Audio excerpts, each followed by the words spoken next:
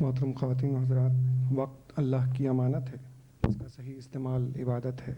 ٹھیک 4:30 بجے ہیں۔ ہماری آج کے اسمبلی کے مہمان خصوصی جناب محترم ڈاکٹر منیر حسن صاحب محترمہ سعدیہ راشد صاحبہ کی معیت میں تشریف لا چکے ہیں، بھرپور استقبال کیجیے۔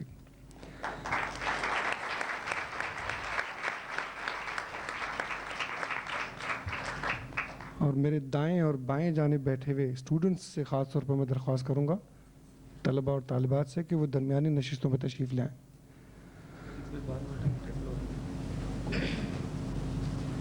خاص طور پر وہ بچے جو آخر تک بیٹھے ہیں، ٹیبلو والے بچے تو خیر موو کریں گے بعد میں، لیکن جو اسکول کے دوسرے بچے ہیں وہ بھی درمیان میں آ جائیں۔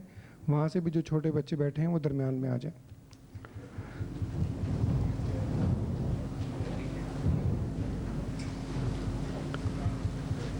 اسمبلی کی باقاعدہ کارروائی کے آغاز کے لیے میں اسپیکر ہمدرد نونہال اسمبلی ندرت خواجہ سے درخواست کروں گا کہ وہ اپنی نشست تشریف لائیں۔ ندرت خواجہ۔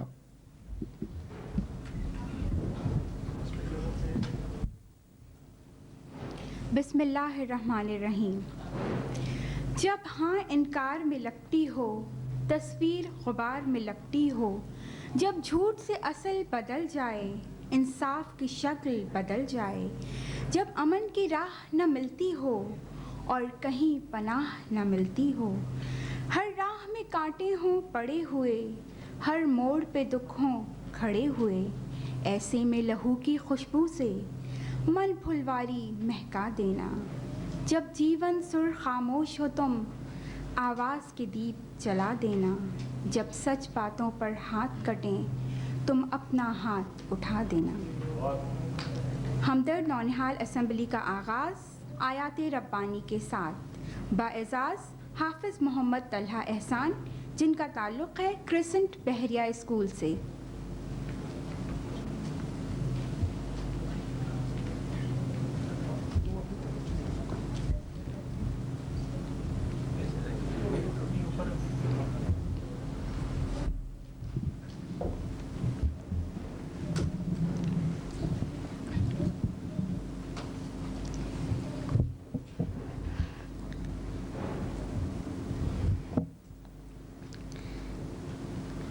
أعوذ بالله من الشيطان الرجيم.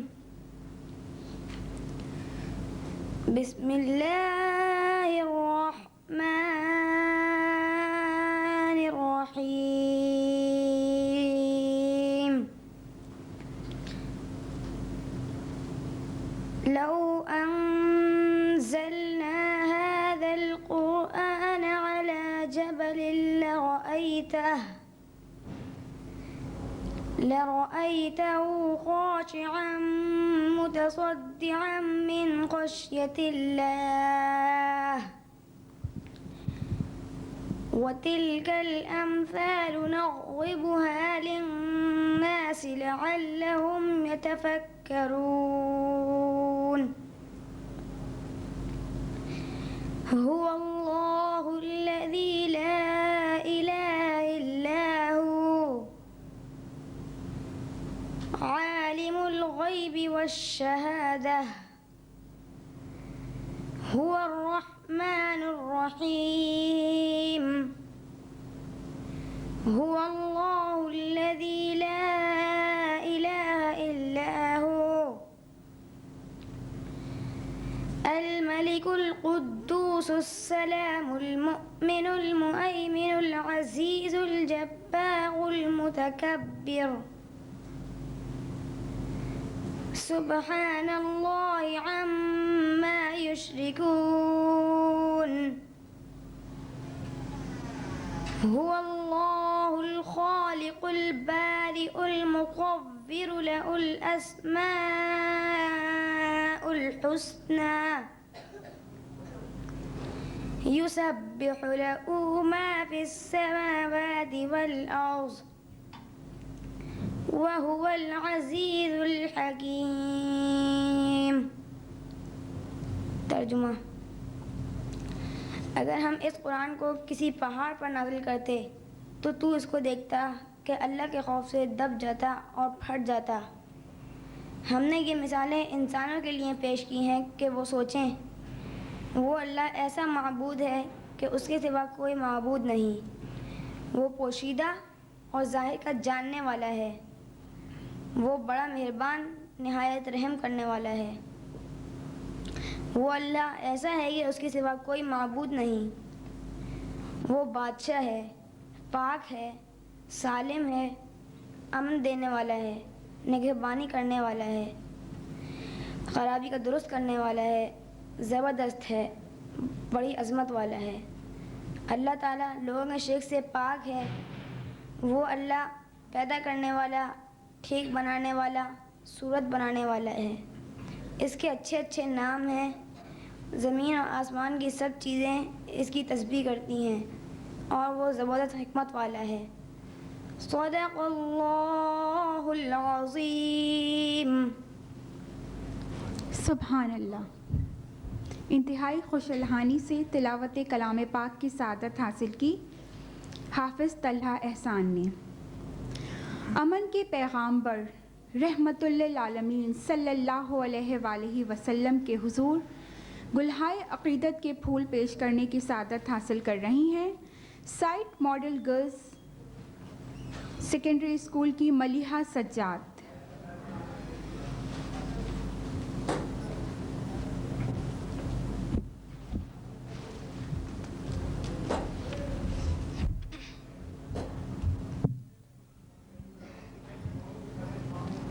کوئی مثل مصطفیٰ کا کبھی تھا نہ ہے نہ ہوگا، کبھی تھا نہ ہے نہ ہوگا کسی اور کا یہ رتبہ، کسی اور کا یہ رتبہ کبھی تھا نہ ہے نہ ہوگا، کبھی تھا نہ ہے نہ ہوگا کوئی مثل مصطفیٰ کا. انہیں خلق کر کے نازا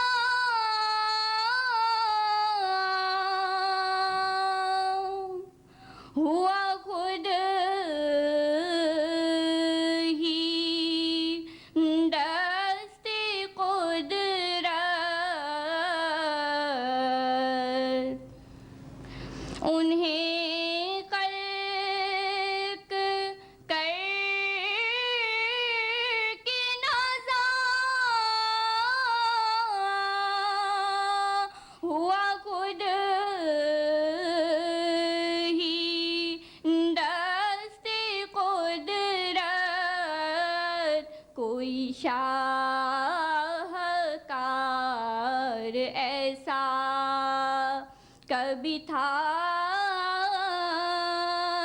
نہ ہے نہ ہوگا کوئی مثل مصطفیٰ کا. میرے دامن طلب کو ہے انہیں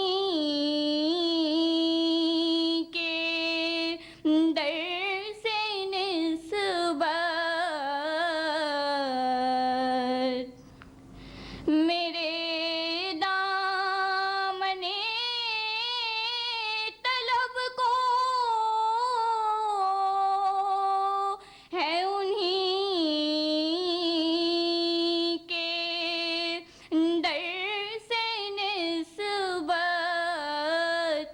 किसी और से ये रिश्ता कभी था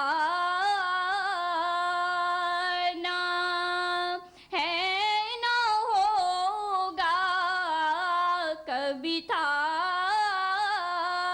ना है ना होगा कोई मिस्ल मुस्तफ़ा का।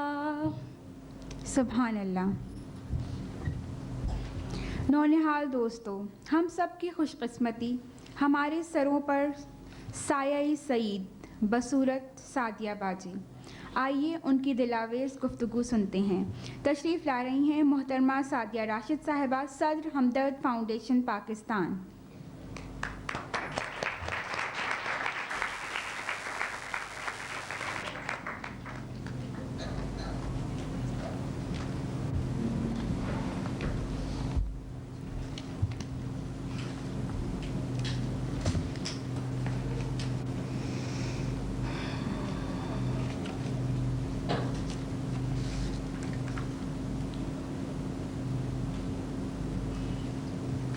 मोहतरम जनाब डॉक्टर मुनीर हसन साहब, बेगम मुनीर हसन साहिबा, मुअज़्ज़िज़ ख़वातीन और हज़रात, वालिदैन, असातिज़ा इकराम, अज़ीज़ नौनिहालों और नौजवानों, अस्सलामु अलैकुम। तीन हुरूफ का एक नहायत छोटा सा लफ्ज़ है, लेकिन उसके मानी और मफ़हूम दोनों ज़्यादा नहायत वसी हैं। इस लफ्ज़ की वुसअत का अंदाज़ा इस बात से लगाया जा सकता है कि दुनिया में जितने भी मज़ाहिब आए, उनका महवर खालिक कायनात की इबादत के साथ अमन का क़याम और एहतराम इंसानियत है। हर मज़हब इंसान को अमन और सुकून के साथ ज़िंदगी गुजारने का हक़ देता है और उस पर यह फ़र्ज़ भी आयद करता है कि दूसरों के अमन और सुकून को तबाह ना करे। इस्लाम तो अमन आलम का अलम बरदार है, सुलह, भाईचारा, मोहब्बत और अमन का दीन है। खुद अल्लाह ताला ने अमन को अपनी नेमत करार दिया है। इंसानी माशरे को खौफ और हिरास से पाक करके लोगों को पुरअमन ज़िंदगी गुजारने की हिदायत भी इसी बारगाह से मिली है। लड़ाई झगड़ा, ताकत के ज़ोर पर कमज़ोरों को सताना और तकलीफ़ देना अच्छी बातें नहीं हैं। इन बातों से लोगों में नफ़रत बढ़ती है।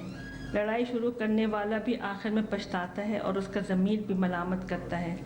कमज़ोर तो कमज़ोर, वो तकलीफ़ बर्दाश्त करता है, लेकिन उसके दिल में मायूसी और नफ़रत भी जगह बना लेती है। ज़्यादती करने वालों से बदला लेने की ख्वाहिश ज़ोर पकड़ जाती है और उसके लिए वो गलत रास्ते इख्तियार करने पर भी माइल हो जाता है।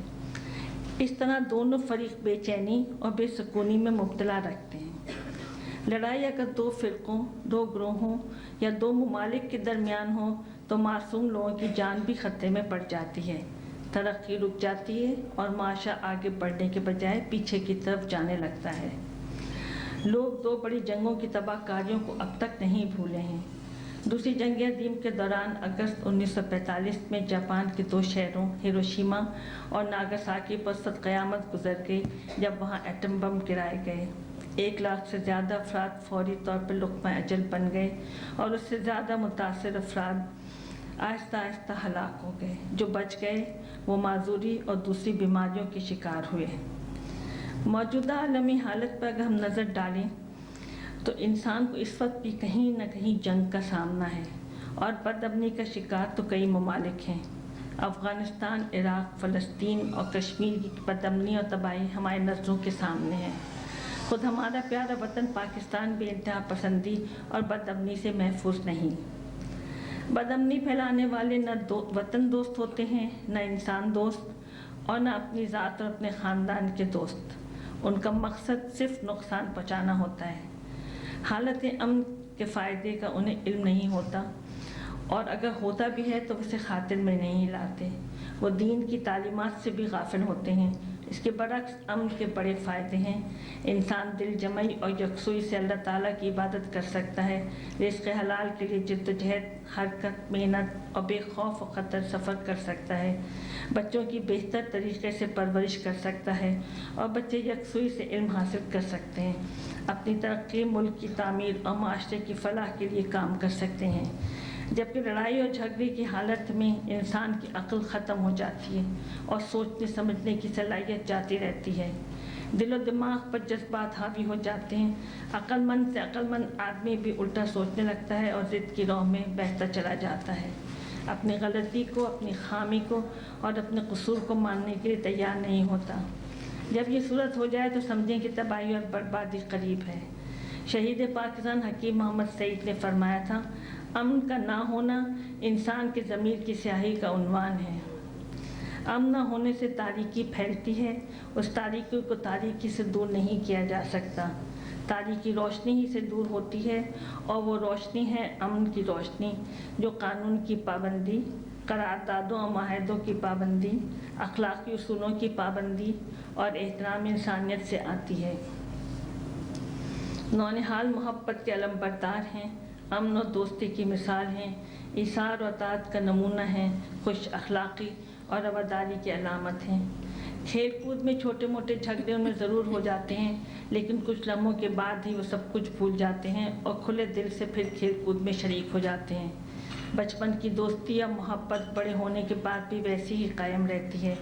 वो एक दूसरे की मदद को हर वक्त तैयार रहते हैं। अगर दो नौनिहालों में लड़ाई हो जाए तो बाकी नौनिहाल फ़ौरन बीच बचाव कराते हुए दोबारा दोस्ती करा देते हैं। लेकिन जब बड़े लड़ते हैं तो नौनिहाल उनकी और दूसरों की तरफ सवालिया निगाहों से देखते हैं, क्या इनमें बीच बचाव और फिर से दोस्ती कराने वाला कोई नहीं। ऐसे वक्त में बड़ों की निगाहें झुक जाती हैं और जवाब देना भी उनके लिए मुश्किल हो जाता है। मैं डॉक्टर मोहम्मद मुनीर हसन साहब की शुक्रगुजार हूँ कि इस असेंबली में शरीक होकर उन्होंने नौनिहालों की और हम सब की हौसला अफजाई फरमाई। मैं तमाम वालिदैन, असातिज़ा और हाज़रीन की भी शुक्रगुजार हूँ और मैं नौनिहालों के दोस्त शहीद हकीम मोहम्मद सईद के कौल आओ सब अमन से रहें पर नौनिहालों की प्यारी ज़बान से उनके ख्यालात सुनने की मुंतज़िर हूँ। शुक्रिया।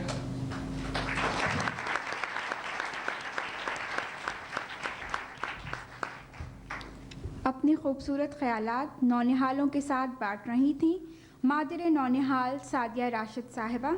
हम सब उनका तहे दिल से शुक्रिया अदा करते हैं और खुश आमदीद कहते हैं अपने नए क़ायद ऐवान मोहम्मद खुर्रम को, जिनका ताल्लुक़ है दरसगाह खुर्शीद से।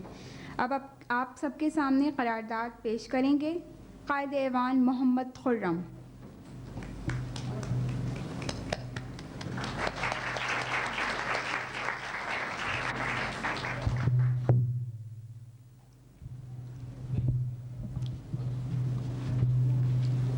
कई मरहले और सर करने हैं, अभी तो बहुत से सफ़र करने हैं।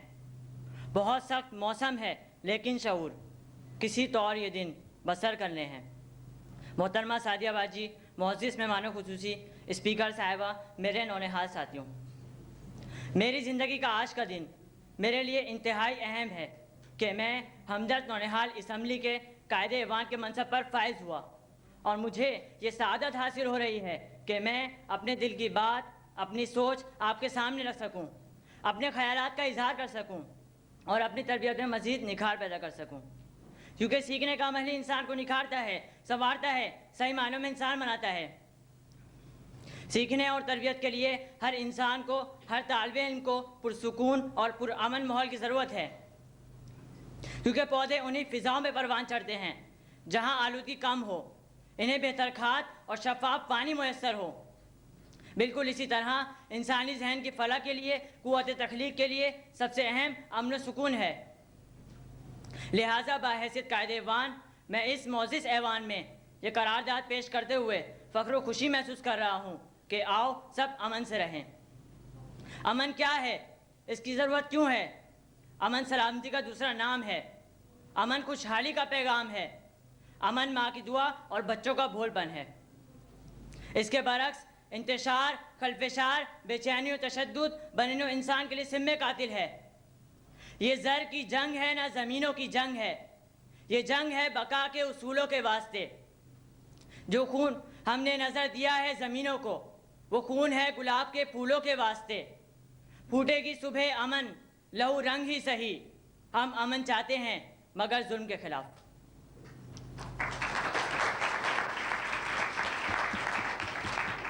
जनाब स्पीकर साहिबा, میں نے یہ قرارداد آؤ سب امن سے رہیں کیوں پیش کی؟ اس کی ضرورت کیوں محسوس ہوئی؟ یہ ہے وہ لمحہ فکریہ جس پر نہ صرف ہمیں غور کرنا ہے بلکہ سد باب کرتے ہوئے اس پر عمل بھی کرنا ہے۔ آج ساری دنیا دہشت و وحشت میں مبتلا ہے، انتشار و بے چینی اس کا مقدر بنی ہوئی ہے۔ اس کی وجہ یہ ہے کہ آج کے انسان نے انسانیت کو پس پش ڈال کر قوم و رنگ کو ترجیح دی ہے، جغرافیائی تقسیم کو ترجیح دی ہے اور ایک دوسرے پر فوقیت حاصل کرنے کے لیے نت نئے حربے استعمال کیے جا رہے ہیں۔ تاریخ اور آگ گواہ ہیں کہ جنگوں نے قوموں کو وقتی برتری تو دلا دی مگر انہیں دائمی بقا نہیں مل سکی۔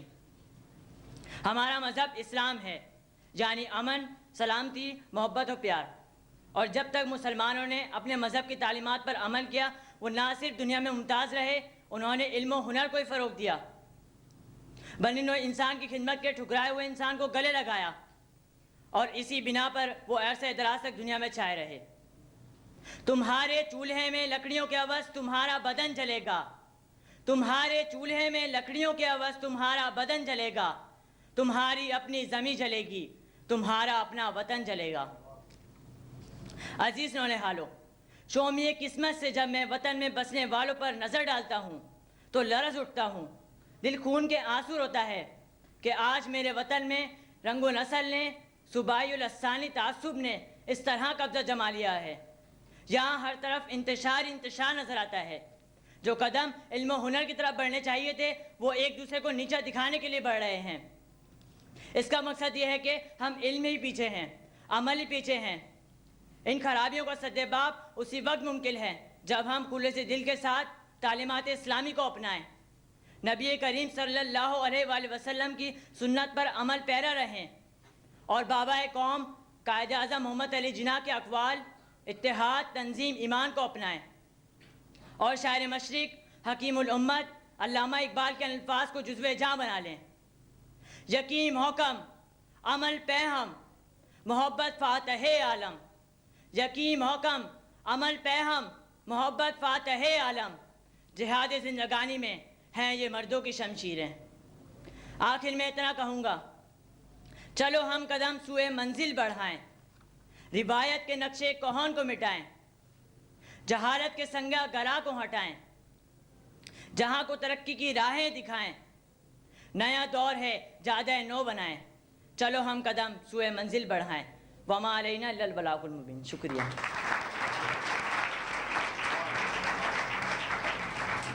بھرپور طریقے سے اپنے خیالات کا اظہار کر رہے تھے قائد ایوان محمد خرم، اور اب میں دعوت دے رہی ہوں قائد حزب اختلاف رمشا کنول کو کہ وہ اپنے خیالات کا اظہار کریں۔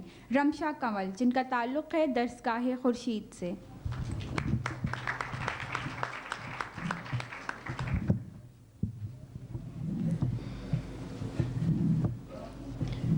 جنگ کی آگ دنیا میں جب بھی جلی، جنگ کی آگ دنیا میں جب بھی جلی، امن کی لوریاں ہم سناتے رہے، جب بھی تقریب کی تو آندھی چلی، روشنی کے نشاں ہم دکھاتے رہے، ہم سے انسان کی تہذیب پھولی پھلی، ہم مگر ظلم کے تیر کھاتے رہے۔ جناب قومی صدر ہمدرد نونہال اسمبلی محترمہ سعدیہ باجی، مہمان خاص محترم ڈاکٹر محمد منیر حسن، جناب اسپیکر صاحبہ اور عزیز نونہال ساتھیوں، آج اس ایوان میں قائد ایوان نے قرارداد پیش کی، آؤ سب امن سے رہیں۔ یہ ماہ ستمبر ہے، تاریخ پاکستان میں انتہائی اہمیت کا حامل مہینہ۔ 11 ستمبر 1948 کو بابا قوم قائد اعظم محمد علی جناح رحمۃ اللہ علیہ دنیا فانی کو خیر بات کہہ کر اپنے خالق حقیقی سے جا ملے۔ قائد اعظم نے جب مسلم لیگ کی قیادت سنبھالی تو انقلاب وقت کو آواز دے کر مسلم لیگ کا پرچم سر بلند کیا، اپنی ذہانت سے، تدبر سے، حوصلے سے، عزم سے، استقلال سے اور ولولہ انگیز قیادت سے اس قوم کو متحد کیا جس کا شرارہ بکھر چکا تھا، جو مایوسیوں کی اتھاہ گہرائیوں میں ڈوب رہی تھی، جس کا کوئی حال ہی نہ تھا اور بظاہر جس کا مستقبل تاریک نظر آتا تھا۔ یہ لگن، محبت، دیانت اور ولولہ انگیز قیادت ہی کا اعجاز تھا کہ بکھری ہوئی قوم قائد اعظم کی رہبری میں نہ صرف متحد ہوئی بلکہ انہوں نے قائد اعظم کے اقوال، نظم و ضبط، اتحاد اور ایمان پر عمل پیرا قوم نے تمام مشکلات سے سامنا کرتے ہوئے، قربانیاں دیتے ہوئے امن و سکون کا گہوارہ پاکستان حاصل کر لیا۔ میں خراج تحسین پیش کرتی ہوں اپنے عظیم قائد کو، بابائے قوم کو، قائد اعظم کو۔ پھر نگاہوں میں کوئی صورت زیبا ابھری، پھر نگاہوں میں کوئی صورت زیبا ابھری، لب پہ پھر تذکرہ قائد اعظم آیا، جس کی راہوں میں بڑے سخت مراحل آئے اور کبھی جس کی جبیں پر نہ کوئی غم آیا۔ ہاں وہی مرد جری قائد اعظم جس نے قوم کو عزت و عظمت سے سرفراز کیا۔ منقسم کتنے گروہوں میں تھے ملت کے نفوس، ایک مرکز پر لا کر انہیں ہم آواز کیا۔